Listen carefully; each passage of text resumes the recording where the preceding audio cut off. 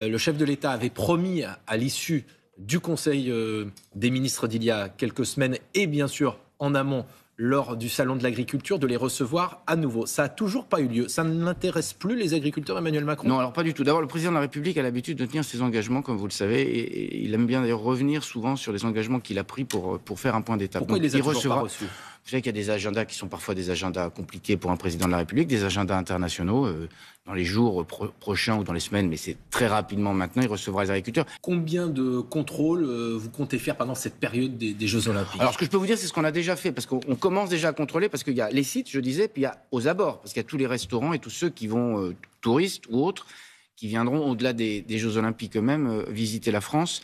On a déjà fait 1500 contrôles en amont, là, sur les sites olympiques ou pré-olympiques, autour des Jeux Olympiques.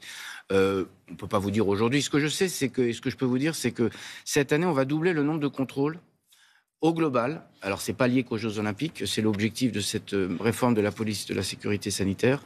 C'est-à-dire ces 50 000 contrôles de plus qui seront effectués cette année en 2024. C'était l'objectif de la fusion, c'était de faire en sorte qu'on puisse avoir plus de contrôles dans les établissements de commerce, dans les établissements de la grande distribution ou du commerce en général, évidemment chez les restaurateurs pour assurer à nos concitoyens la sécurité.